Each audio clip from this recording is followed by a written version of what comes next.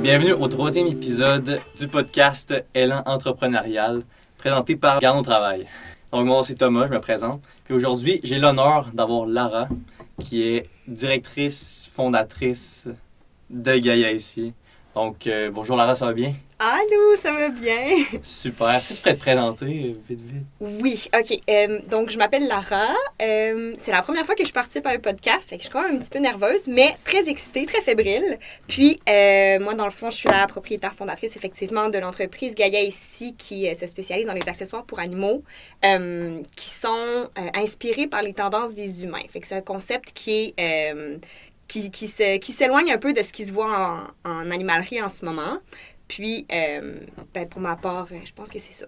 OK. Puis ton parcours un peu scolaire, c'est à quel endroit que tu as commencé à avoir l'idée? Puis de la création de ça, là, ça ressemble à quoi? Parfait. Dans le fond, mon parcours scolaire, c'était complètement autre chose. J'ai étudié ici à Garneau, d'abord, mais en sciences humaines. Fait que ça va. Après ça, j'ai étudié en psychologie à l'université. J'ai fait ma maîtrise en service social. Donc, j'ai pas du tout étudié en entrepreneuriat, mais quand la pandémie a frappé en 2020, dans le fond, moi, j'ai été aux études, j'ai terminé ma maîtrise en 2021. Fait qu'en 2020, ça l'a pété, si je peux me permettre l'expression. Puis, j'ai adopté mon chien avec mon copain cet hiver-là, dans le fond. Fait que l'inspiration est venue... Est-ce que tu avais un travail? J'avais des jobs étudiantes. Mettons. OK, des jobs. Fait que je travaillais... j'avais des stages, évidemment. Je travaillais aussi à l'hôpital Saint-Sacrement, sur un projet de recherche. Tu sais, c'était plus... C'était des jobs vraiment plus dans le côté intervention. Puis, du plus loin de mes souvenirs, je me souviens en 4e année que je voulais être soit designer d'intérieur ou psychologue. Fait qu'il y avait déjà cette espèce de tiraillement entre la relation d'aide puis la créativité, mettons, les domaines créatifs. Fait que finalement, quand j'ai adopté mon chien, je cherchais des accessoires qui allaient être un petit peu plus esthétiques, puis qui allaient correspondre un peu plus à mon style. Puis tout ce que je trouvais, c'était surtout aux États-Unis puis en Australie, fait qu'il y avait tous les frais de port à ajouter et tout. Puis là, comprenons-nous, ça a vraiment évolué depuis, là, ça fait déjà comme 4 ans et demi, puis il y a beaucoup d'entreprises qui sont sorties depuis, qui ont été créées au Québec. Mais à ce moment-là, c'était encore, il n'y en avait pas tant que ça. Donc, c'est de là qu'est venue l'idée, puis le début. Ouais. Puis après ça, j'ai commencé à temps partiel. Puis quand j'ai terminé mes études, là, j'ai commencé à temps plein. Fait qu'en mai 2021. OK. Puis fait que l'amour des chiens, ça vient vraiment du chien que vous avez... Ou j'ai t'avais pas déjà toujours eu... C'est ça, je réfléchissais à ça en voyant la question. J'ai pas toujours eu la passion des chiens. Quand j'étais petite, j'en avais peur, honnêtement. OK. Ouais. Mais là, j'ai eu un chien quand j'étais au secondaire. Dans le fond, un tout petit chien qui est le chien qui vit encore chez mes parents, qui a 14 ans aujourd'hui, toujours en vie. Puis ça m'a vraiment donné la piqûre. Fait qu'ensuite, quand je suis déménagée en appartement, j'ai quitté ma maison, la maison de mes parents. En 2019, j'ai vraiment senti le vide. Puis là, j'étais comme, OK, ça me prend un chien. Je suis une personne qui a... Je sais pas, j'aime la petite magie que ça apporte, l'espèce de bonheur inconditionnel, l'amour inconditionnel. Fait que on dirait que la maison était pas pleine, était pas complète tant qu'il n'y avait pas un chien. Ça passait de peur à... Ouais, ça l'a rapidement passé de peur à amour comme inconditionnel. Oui, définitivement. Changer de même, super. Donc, mettons, on revient à Gaia ici. Là. C'est quoi les valeurs de l'entreprise, là? L'objectif, c'est vraiment d'aller concevoir des accessoires qui vont être esthétiques, fonctionnels et confortables. Fait qu'on est dans un univers très lifestyle, mettons les marches urbaines, les gens qui vont sortir tous les jours avec leurs chiens de façon... je dirais lifestyle, un peu dans mode de vie de ville. Là. On n'est pas tout à fait dans les accessoires sportifs.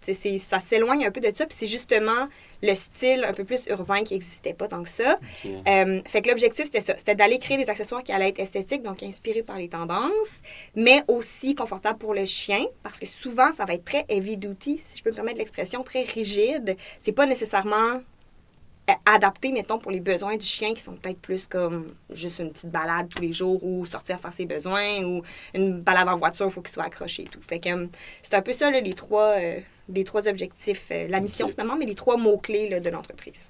OK. Puis comment tu as démarré ça, Gaia, ici? Gaia, ça a commencé comment? Gaia, ici, ça a commencé avec un compte Instagram. OK. Ça a commencé... Dans le fond, je savais pas coudre. Puis initialement... Gaïa ici, c'était surtout des bandanas, dans le fond. En fait, juste des accessoires cousus. Pour les chiens? Oui, pour les chiens. Puis je faisais comme des chouchous aussi pour les cheveux, puis des porte-clés là, que je faisais dans le fond, c'était toute la couture que je faisais. Mais moi, initialement, je savais pas coudre. Fait que ça a vraiment commencé avec un compte Instagram, un site web quand même. J'ai commencé tout de suite upfront avec un site web parce que je voulais pas passer par Etsy. Puis la machine à coudre à ma grand-mère. Fait que ça a vraiment commencé très basic, puis graduellement, là, ça a évolué. Mais je dirais, le compte Instagram, c'est pas mal de là que c'est parti, ça a commencé. Puis les médias sociaux, c'est ce qui ont aussi amené Gaïa ici à ce que c'est aujourd'hui. OK. Puis ensuite, le compte Instagram, de continuer à créer des nouveaux... Ouais, ben là, dans le fond, après la première année, première année, quand j'ai décidé de commencer à temps plein, donc quand j'ai entrepris en mai 2021, là, j'ai commencé à faire de la publicité. Fait qu'utiliser Meta, qui est le Facebook Ads, puis sur Instagram aussi. Puis quand j'ai commencé à utiliser finalement la publicité, à payer pour la publicité, là, il y a comme eu une vague de croissance qui m'a comme finalement prouvé que je devais y aller à temps plein, que c'était ça que je voulais faire. Puis, à ce moment-là, j'ai commencé à travailler avec fournisseurs externes aussi, donc pour avoir plus de stock, faire du design de produits, aller plus dans des accessoires qui vont être utilitaires, fonctionnels, alors qu'au début, c'était vraiment plus comme coquet ou, tu sais, c'est pas essentiel, un bandana pour chien, mais la laisse, le collier, le harnais, ça va être des choses qui sont plus essentielles. Fait que j'ai voulu aller me centrer un peu là-dessus pour répondre au plus de besoins possibles, dans le fond, des maîtres de chiens. Puis, c'est ça. Fait que c'est pas mal à l'été 2021. Puis, j'ai eu aussi une rencontre cette fois-là avec une amie de mon frère qui a une entreprise d'accessoires pour animaux, pantoute, pour enfants. OK. Puis, elle m'avait dit, ça m'a marqué, puis c'est encore quelque chose que j'ai gardé en tête, mais elle m'avait dit, t'as beau créer le plus beau produit, le meilleur, le plus intéressant, la meilleure chose sur le marché, si personne ne le connaît, personne ne va l'acheter. Ouais, fait que c'était 100%. Comme, ouais, c'est là que j'ai fait comme, OK, je comprends le concept. Puis elle m'a dit, la game des affaires, c'est d'en rentrer plus que t'en dépenses. Fait que là, j'ai compris avec ça qu'il fallait dépenser dans, justement, de la publicité, du marketing et tout. Puis je me suis plus concentrée là-dessus. Puis c'est de là que, c'est à partir de là que ça a plus explosé puis que j'ai pu faire ça à temps plein, justement. OK, super. Puis ça a changé, tu as quitté ta job directement? J'ai terminé les études. OK. Ouais. Mais tu n'avais pas une job étudiante? Oui, j'avais une job étudiante, ouais. Ben, en fait, j'avais comme 3-4 petites jobs étudiantes. C'était pas comme quelque chose de temps plein. 4. Oui, là, moi, je surfais au travers de ça. Là, j'avais un horaire quand même particulier. Mais, mettons, cet été-là, quand j'ai terminé... Ben, en fait, je pense que... Non, c'est même pas vrai. À ce moment-là, c'est vrai, excuse-moi. À ce moment-là, j'avais déjà arrêté. J'ai arrêté à la fin de ma session d'automne, de ma dernière année de maîtrise. J'avais assez de revenus Gaïa pour me permettre de faire juste ça en partiel, finalement, à côté de mes études. Puis après ça, je suis allée temps plein. Fait que j'ai quand même arrêté mes... Tu sais, mettons qu'à l'été 2020, j'avais 3 jobs. Ben là, je n'ai gardé une à l'automne, puis après ça, j'ai arrêté, puis tout. Puis là, c'est là que j'ai plongé. Graduellement. Ouais. OK, super. Puis mettons, là, c'est en 2021 que ça a été créé. 2020. 2021, j'étais allée temps plein, ouais. OK, good. Est-ce qu'il y aurait quelque chose que tu aurais changé dans le processus à partir d'aujourd'hui pour démarrer? Pour démarrer, yes. Ben honnêtement, tu sais, moi, j'ai pas étudié là-dedans. J'ai commencé ça un peu comme un hobby, pour le plaisir, comme un side hustle qui était créatif. Fait que j'ai pas construit des bases ben solides, là. Tu sais, j'ai commencé sur le fly sans trop savoir, avec juste fabriquer les accessoires puis vendre les accessoires. Fait que c'est sûr que si c'était à refaire, puis aujourd'hui, avec tout ce que j'ai appris sur l'entrepreneuriat, j'irais vraiment plus faire une étude de marché, j'irais plus évaluer, tu sais, c'est quoi les besoins. Tu sais, mettons, moi, je veux créer telle entreprise qui va offrir tel produit, ben ça, tu sais, c'est un besoin qu'il y a, c'est quoi le marché, c'est qui les gens qui vont acheter ça et tout. Puis, je dirais que tout ça, ça s'est peaufiné au fur et à mesure que j'ai, mettons, frappé un mur ou un défi qui m'a forcé à faire de la réflexion puis à me dire, OK, il faut que je clarifie ça. Tu sais, par exemple, parce que je suis pas très claire ce que je dis, mon Instagram, initialement, la page Instagram, c'était en anglais. La clientèle était surtout Canada anglais. Puis là, à un moment donné, j'ai un ami qui m'a dit, si tu fais un peu d'anglais, un peu de français, tu vas pas plaire à 100% à aucun des deux. Fait que t'es mieux de te cibler. Puis là, c'est là que j'ai dit, OK, ben je me lance en Québec. Fait que j'ai tout changé en français. Mais tu sais, initialement, c'était pas une réflexion que j'avais eue. Puis j'aurais probablement dû l'avoir en commençant, en me disant, c'est qui ma clientèle cible? Finalement, tu sais, c'est le Québec, ça aurait été plus clair, mettons. Fait que, ouais, c'est clair que s'il y avait des choses à refaire, ça aurait été vraiment plus au niveau de la structure initiale. Puis, tu sais, des objectifs clairs dès le début. Puis, tu as eu des difficultés? Il y a des défis tous les jours, évidemment. Il y a des défis qui sont plus grands que d'autres. Des grosses, mettons. Ben, tu sais, mettons, c'est ça, dans le quotidien, ça, il y en aura toujours des services à la clientèle, ça vient avec son lot de défis. Mais je dirais qu'à ce jour, en ce moment, le défi qui est le plus grand, c'est le cash flow. Puis ça, c'est aussi quelque chose avec quoi j'apprends à jongler encore aujourd'hui parce que l'inventaire versus l'argent qui reste pour payer excusez pas l'expression, mais en tout cas, payer les dépenses quotidiennes, hebdomadaires, mensuelles et tout. Fait que, tu sais, en ce moment, j'ai un très gros inventaire. J'ai moins d'argent disponible pour le cash flow, finalement, pour l'argent de tous les jours. Fait que ça, c'est quelque chose avec laquelle je dois essayer de... en fait, que je dois apprendre à composer parce qu'il y a de la demande. Les gens veulent revoir des accessoires en stock, mais quand je ramène en stock, c'est une dépense de plus. Mais dans le fond, j'en ai encore qui sont en stock de d'autres. Fait que tout ça, là, j'aurais tendance à dire que c'est un des défis que je trouve les plus grands. Puis, tu sais, évidemment, c'est l'aspect financier. Puis je pense que c'est comme ça pour beaucoup d'entreprises aussi. Là, ça tourne autour de ça. Là. Ouais. OK, good. Puis, t'es employé unique? T'es seul? Ouais. Est-ce qu'il y a des... Ça amène-tu des gros enjeux difficiles, avantages, inconvénients? Ouais, c'est une bonne question. Les avantages, évidemment, c'est la flexibilité de l'horaire. Tu sais, je suis la seule, tu sais, je dois rien à personne, ce qui veut pas dire que je travaille moins, mais c'est plus si un matin, pour dire quelque chose que je sais pas, si finalement ça le file pas, cette tâche-là, ben je peux changer de tâche, puis il y a personne à qui je dois demander la permission, mettons. Fait qu'il y a un avantage majeur. C'est sûr qu'un des inconvénients, c'est que finalement, je suis un peu bonne dans tout, mais excellente dans rien. Fait que je m'explique, mettons, une de mes forces, je dirais que c'est le marketing, le branding, qui est un côté très créatif. Puis j'ai l'impression que je pourrais aller pousser encore plus là-dedans. Mais comme je suis toute seule, il faut aussi que je traite les commandes au day-to-day. Il faut aussi que je traite le service à la clientèle, que je fasse la comptabilité, que je fasse toutes les autres tâches connexes.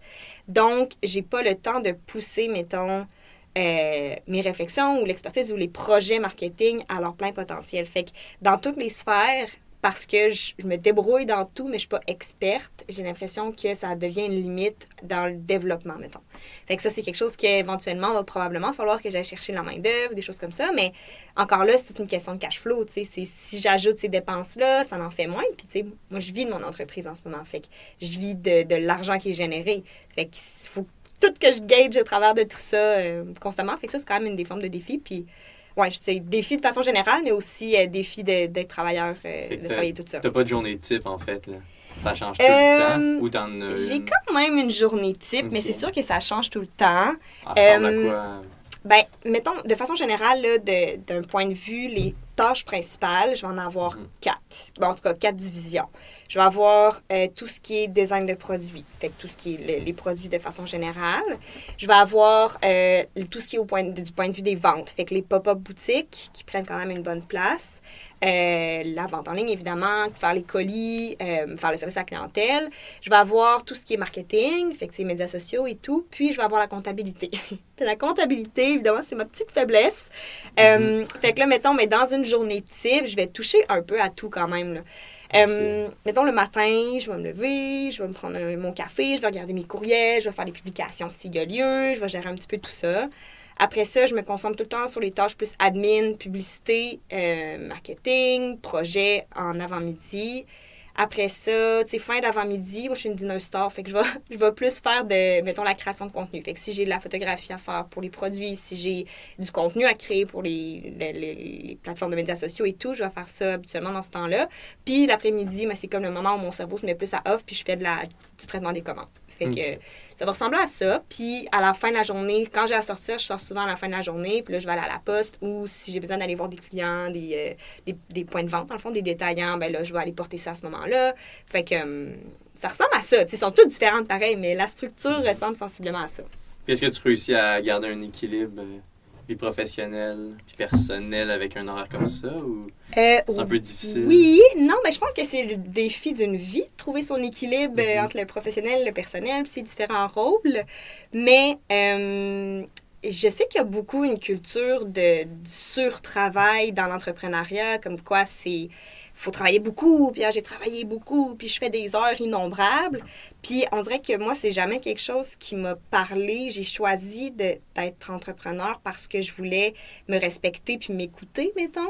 Fait que mon horaire, c'est sûr que, tu sais, la haute saison, automne jusqu'à décembre, jusqu'à Noël, en fait, c'est la haute saison. C'est sûr qu'il y a des semaines que je vais faire du 6, 7 jours, 12 jours en ligne des fois, mais j'ai pas de difficulté tant que ça à dire je coupe rendu le soir. Puis mon guideline, puis je m'excuse toutes les expressions anglophones, ma ligne directrice, c'est l'horaire de mon copain. Fait que dans le fond, mon copain, il a un job qui est un genre de... Ben là, il rentre à 7h30. Moi, je commence pas tôt de même, mais mettons 7h30 à comme 4h30, 5. Ben quand il revient, moi, mettons, je me dis, OK, c'est bon, tu sais, je termine ce que je suis en train de faire, puis je ferme mes affaires pour la journée.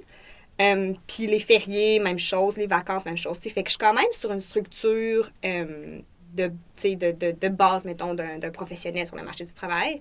Je sais même plus c'est quoi la question. C'est important, là, avoir une vie... Ah oui, c'est ça, c'était l'équilibre entre les deux. C'est là que je m'en allais. Fait que oui, c'est ça, j'essaie d'avoir un équilibre, mais c'est sûr que... Puis là, la dernière chose que j'allais dire par rapport à ça, c'est que quand on part en vacances ou quand c'est le week-end, il y a du service à la clientèle quand même. Fait que si je m'en vais en vacances ailleurs, que je décide de vraiment tout fermer... ben c'est à mes pertes à moi, finalement. Okay. C'est des ventes que je ne ferai pas moi. Fait que la réalité, c'est que, mettons que je prends des vacances à Québec, j'assume que, ben à Québec, en tout cas, à la maison, staycation, j'assume que je vais faire un peu de service à la clientèle, puis je vais peut-être traiter des commandes, mettons, 2-3 fois durant ma semaine de vacances, parce que comme ça, j'arrête pas l'entreprise. Je ne fais pas pause complètement sur l'entreprise. Fait que c'est sûr que mais les personnes peuvent encore faire des commandes. Exactement. Les personnes peuvent faire des commandes. Te contacter. Oui, c'est ça. Je suis quand même disponible. C'est sûr qu'il y a des affaires qui sont plus, mettons, pour un retour ou un échange, des choses comme ça. Je vais attendre au retour. Mais, mettons, les gens qui vont poser des questions plus d'un point de vue, les grandeurs, j'aurais besoin de tel produit, ça c'est quoi, puis qui sont plus en mode client, acheteur potentiel, bien ceux-là, c'est important de tout le temps les prendre. Fait que ceux-là, peu importe on est quand dans la journée, je vais tout le temps y répondre. OK. Tu vas faire les commandes en revenant aussi? Bien, les commandes, ça dépend. Si je suis en vacances, ce que je vais faire, en vacances à l'extérieur du pays, mettons, là, ce que je vais faire, c'est que je vais mettre une note sur le site web, un pop-up qui va dire... pop-up comme une fenêtre, là, qui va dire vacances de telle à telle date. Souvent, je vais... Ben, pas souvent, mais en tout cas, dernièrement, c'est ça que j'ai fait. J'ai offert un pourcentage, mettons un 15% pour la patience, puis pour encourager quand même les ventes. Okay. Puis, finalement, ça roule quand même très bien, mais j'explique que les commandes vont être traitées à partir de telle date. Fait que je le fais après. Puis, sur la clientèle aussi, c'est pas mal ça. OK, super. C'est bien. Puis, c'est quoi ton moment le plus fier? Oui! Je sais pas, je trouve ça dur quand même, moment le plus fier, parce qu'il y a des fiertés. Il y a des fiertés, il y en a tout le temps. Mais je pense que la chose qui me rend le plus fière, bien que ce soit pas un moment unique, c'est quand je croise dans la rue par hasard des chiens qui portent mes accessoires. Ça, je trouve ça cool, ça rend ça concret. C'est comme tu sais, on dirait que dans ma tête, le pourcentage de chances que ça arrive, tu sais, c'est que si... je sais pas comment c'est ça. Si je croise mes accessoires au hasard dans la rue, c'est parce qu'ils sont assez partout au Québec pour que je puisse en croiser un au hasard dans la rue. Fait que quand j'en croise puis je les vois, là, des fois je crie, là, tu sais, c'est comme... C'est euphorique, là, je suis vraiment contente. C'est comme... Ça, c'est ma fierté. Puis c'est des voir prendre vie, c'est des voir évoluer, c'est des voir, tu sais, puis devoir les mettre avec, puis tu sais, qui n'ont aucune idée. Dans le fond, ils croisent quelqu'un dans la rue puis ils n'ont aucune idée que c'est moi qui ai créé ça, tu sais, mais... Ouais, ça, j'aime vraiment ça. Je pense que c'est... Ça arrive souvent? Je dirais pas souvent, là, pas à chaque fois que je sors, là, clairement pas, mais c'est arrivé quand même, je sais pas, 5-10 fois peut-être. 5-10 fois? Ouais, mettons. Je sais pas. Mais tu sais, en même temps, il y a plein de fois que je remarque pas, là, aussi. Mais comme que, tu sais, j'ai remarqué, là, ils sont passés à côté, puis j'étais comme... Ou non, je dirais plus que ça. plus que 5-10, clairement. Parce que des fois, c'est mon copain aussi qui me dit « Hey, check l'autre bord. » Puis là, « Ah, c'est malaise, c'est hot. » Fait que, ouais, ça, c'est... je dirais que c'est une de mes grandes fiertés quand ça arrive. Mais, tu sais, il y en a des tonnes, évidemment qu'il y a des tonnes de fierté quand même. Mm-hmm. Puis tes grandes stratégies de croissance que tu as utilisées tout le long? Ben, comme j'expliquais tantôt, au début, j'ai pas vraiment commencé avec une base, tu sais, avec des fondements qui faisaient du sens. Fait que mes stratégies étaient plutôt intuitives. Puis c'est drôle parce que je disais tout le temps, tu sais, j'ai eu longtemps un sentiment d'imposteur vu que j'ai pas étudié là-dedans et tout. Puis je disais, tu sais, les enfants vont jouer au professeur, tu sais, puis ils vont faire semblant d'être le professeur parce qu'ils ont vu c'était quoi. Mais j'avais l'impression de jouer aux affaires. J'avais l'impression de faire semblant de faire des affaires en faisant juste intuitivement imiter ce que j'ai vu. Fait que, mettons, d'un point de vue marketing, c'était beaucoup ça. C'était comme, qu'est-ce qui se fait? Qu'est-ce qui, moi, vient me chercher? Qu'est-ce qui, moi, comme cliente, qu'est-ce que j'aime voir? Qu'est-ce que, comme consommatrice, en fait, tu sais. Fait que je me suis fiée beaucoup là-dessus. Fait que je n'irais pas jusqu'à dire que c'était très structuré, mais c'était très intuitif. Fait que, pour répondre à la question, Instagram beaucoup. Instagram, ça a été une plateforme clé. Puis encore aujourd'hui, tous les jours, je suis sur l'Instagram. Puis c'est sûr que, tu sais, TikTok est quand même une partie prenante des médias sociaux, mais je suis pas encore assez familière avec ça. En tout cas, je le laissais, mais c'est pas encore... je dirais pas que ça a un impact majeur, mettons, en ce moment, sur le développement. Sinon... J'ai essayé quand même de faire des commandites ou des choses comme ça, mais je dirais pas que ça a été très pertinent, fait que j'en fais moins. Les pop-up boutiques, c'est vraiment des moments où est-ce que je rencontre des clients potentiels. Puis même si, tu sais, des fois, il y en a qui sont très lucratifs. Vous savez, c'est quoi les pop-up boutiques? Je sais pas si je peux le définir. Ouais, OK. Dans le fond, c'est comme le concept d'avoir sa propre boutique portative. Fait que c'est comme, j'amène tous mes accessoires, j'amène, tu sais, mes structures, mettons, qui font l'image de marque et tout, mettons, mes présentoirs. Puis, on se regroupe. La plupart du temps, ça va être avec d'autres entreprises. On se regroupe dans un endroit. Il y a de la publicité qui est faite en amont pour informer les gens qu'il va y avoir un pop-up boutique, un pop-up shop à cet endroit-là, à ce moment-là. Puis, ça génère un trafic. Puis, ensemble, ça nous permet d'avoir... ça nous permet de rencontrer les clients, d'avoir un moment physique avec nos accessoires. Les gens peuvent les voir, les toucher, les essayer. Fait que... ça, c'était comme au marché de Noël. Ouais, un juste peu comme ici. Oui, exactement. Oui, exactement. Bon, c'est ça. Fait que les pop-ups, c'est exactement ça, comme les marchés de Noël, marché du printemps, garde au travail. Je l'ai fait, effectivement. Fait que, mais ça, j'en fais un peu partout dans la province. Je me promène quand même. Puis, c'est des moments où est-ce que, non seulement on va vendre des accessoires, mais on va rencontrer des clients, on va se faire connaître. Les gens ne savent pas, ils ont le visuel. Puis, la première impression est importante. Fait que l'aspect branding, l'image de marque, c'est quand même important de l'avoir à ce moment-là. Puis, je dirais aussi... est-ce qu'on s'en allait? Les pop-up. Ah oui, puis le réseautage aussi. Le réseautage est vraiment, vraiment pertinent dans la façon de se faire connaître, finalement, parce que quand tu vas en pop-up, tu vas rencontrer d'autres entreprises, tu vas rencontrer d'autres entrepreneurs, puis ça devient des amis, parce que dans les défis de travailler seul, c'est qu'on n'a pas de collègues. Est-ce que tu as déjà fait des partenariats avec... Exactement. Puis après ça mène à des partenariats, à des développements d'affaires.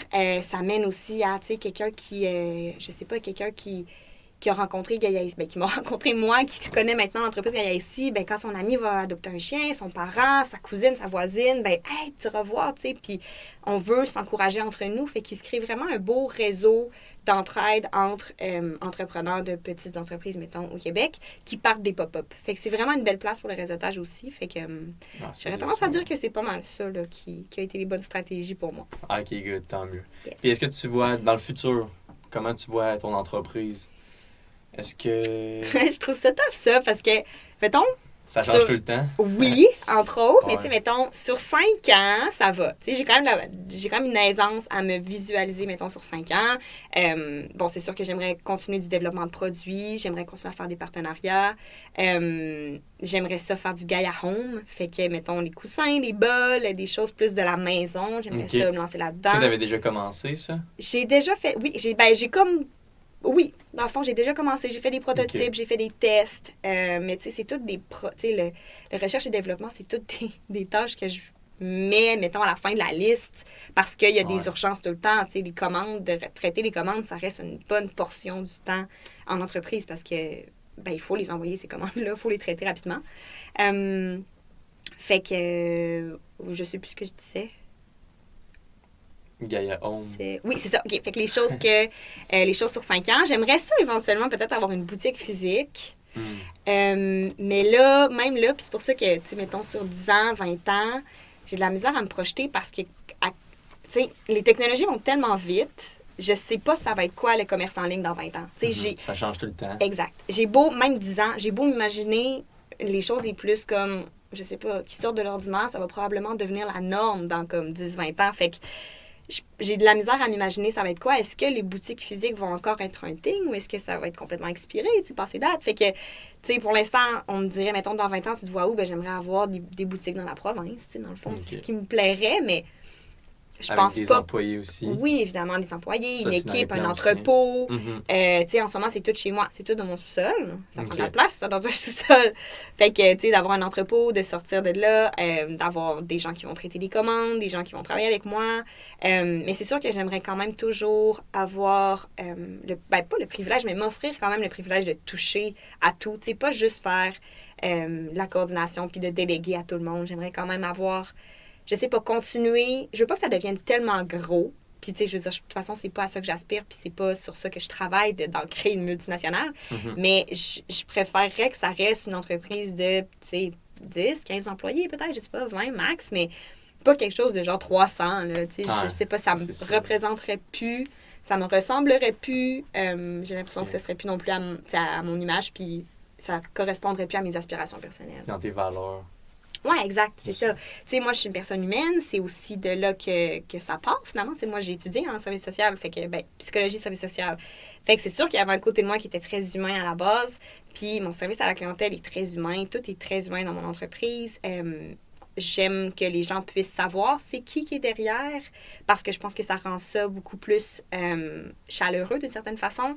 Fait que ça, c'est quelque chose sur lequel je travaille régulièrement, dans le fond, d'essayer. Puis c'est pour ça aussi, les pop-up, encore une fois, ça permet de rencontrer, puis je jase, puis je fais tout le temps, dans le fond, du social avec les clients, avec la clientèle, les partenaires et tout. Fait que je pense que de devenir une entreprise, mettons, de 300 personnes pour dire quelque chose, ben je perdrais le contact humain. Ça serait gros. Ben oui, je perdrais le contact humain, puis ça me correspondrait plus. Tu sais, j'ai envie, moi, d'avoir ma boutique puis d'y être, là, tu sais. Pas d'avoir une boutique puis d'y aller une fois par année, tu sais. OK. Fait que, d'être présent puis travailler sur le plancher. Ouais, exact. En fait, c'est ça que j'aimerais. Après ça, ça va être quoi dans 20 ans, la vie? Je sais pas, là. C'est vraiment préoccupant. Ça va tellement changer vite que... C'est sûr que toutes les idées, ça change tout le temps. Exact, c'est ça, exact. Tu sais, des fois, on me demande, est-ce que tu sais, ça va être quoi tes produits, mettons, dans X nombre d'années? Puis je suis comme, mon Dieu, je sais pas, tu sais, j'aspire-tu à continuer à évoluer? Ça va rester dans le chien, évidemment. Mais après ça, est-ce que ma clientèle va être la même ou est-ce que la clientèle va vieillir avec moi? En tout cas, c'est toutes des questions que je me pose, quand même régulièrement, ouais. OK, good. As-tu des conseils à dire pour des jeunes entrepreneurs qui veulent commencer? Les choses que j'ai dites tantôt, que je m'étais fait dire à la base, donc... tu sais, mettons, la game des affaires, c'est de rentrer plus d'argent qu'on en dépense. Fait que c'est sûr qu'il faut dépenser. Puis, tu sais, on a beau avoir le meilleur produit du monde, il faut qu'il soit connu. Il faut que les gens le connaissent pour pouvoir l'acheter. Ça, c'est vraiment ce qui, moi, m'a fait comprendre un peu par où partir. Tu sais, comment commencer. Changer la game complètement. Ça a complètement changé ma game.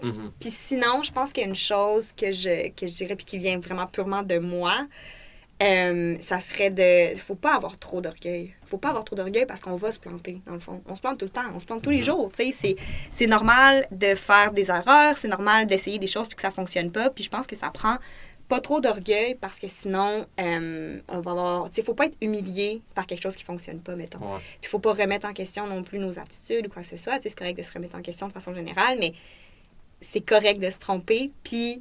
Des fois, on doit sortir de notre zone de confort, puis ça vaut la peine de le faire. Puis c'est vraiment là, de pas avoir... Faut pas avoir d'orgueil.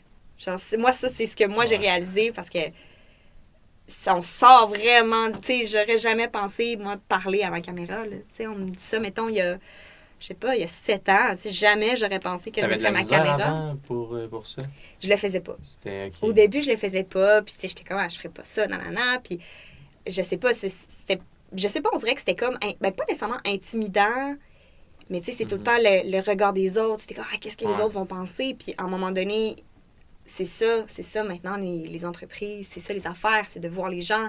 C'est le côté humain, surtout sur les médias sociaux, c'est ce que les gens aiment voir. Exactement. Fait qu'à un moment donné, j'ai plongé, puis maintenant, je suis rendue super à l'aise avec ça, puis ça me dérange plus du tout, mais à ce moment-là, il fallait pas que j'aie d'orgueil, tu sais. Puis même quand mes amis ou mes proches me voyaient, puis ils disaient « Hein, tu parles à ta caméra maintenant? » Puis j'étais comme « Oui, tu sais, genre j'ai fait le saut, il fallait que je le fasse. » Puis ça, c'est une preuve qu'il faut sortir de sa zone de confort. exactement. Il faut sortir de sa zone de confort, il faut s'assumer dans ses choix. Puis, tu sais, maintenant, je veux dire, c'est rendu normal. Puis, mes amis sont contents de me voir. Ils sont comme, prennent des nouvelles, ils répondent, ils sont contents. Tu sais, mais c'est sûr qu'au début, tu fais comme, je la connais, elle, tu sais, c'est bien weird. Fait c'est un choc, mais... Ouais, exact. Mais c'est ça. Après, Fait que ça, je pense que sortir de sa zone de confort, pas trop avoir d'orgueil, c'est des choses qui aident à prendre des risques, finalement, puis à avancer.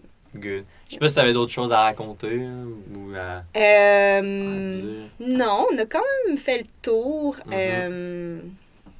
Non, je pense qu'on a quand même fait le tour. Puis j'aurais juste envie de dire, lancez-vous. Puis en plus, tu sais, plus on est jeune, quand on commence, tu sais, plus on a le temps de se tromper avant qu'il devienne, tu sais, que les enjeux financiers de la vie embarquent. Puis tu sais, je sais pas, les responsabilités adultes. Là. J'ai eu 30 ans la semaine passée, moi, OK? Fait que là, on dirait que tout d'un coup, il y a toutes les réflexions de genre... Je suis rendue une trentenaire, là. J'ai plus 20 ans, là. Mais c'est comme si avoir 20 ans, on a le droit de se tromper à 20 ans. On a le droit en masse de... Je sais pas, d'essayer puis que ça fonctionne pas. Puis il y a encore plein de temps devant nous avant qu'on ait des responsabilités d'adultes, vraiment. Là. Fait que moi, j'ai envie de vous dire, lancez-vous puis essayez-vous. Vous n'avez absolument rien à perdre. Puis... c'est ça. Amusez-vous, soyez vous-même, soyez authentique. Je pense que toute brand va correspondre à l'image de la personne, puis c'est ce qui rend ça magnifique. Ouais, tout le temps. Ouais. Good, ben c'est des beaux mots. Ben, merci beaucoup. Merci. Je vous encourage à aller voir son compte Instagram, son compte Facebook. Oui, c'est son site web. Gaïa, c'est, mettons, Instagram à commercial. On va les mettre en... voilà, parce que là, j'allais les nommer, mais là, ça aurait été un petit peu... Ouais, c'est ça, complexe. Ah, c'est ça, on va les mettre en dessous. Fait que parfait, ben oui, mais merci beaucoup pour l'invitation.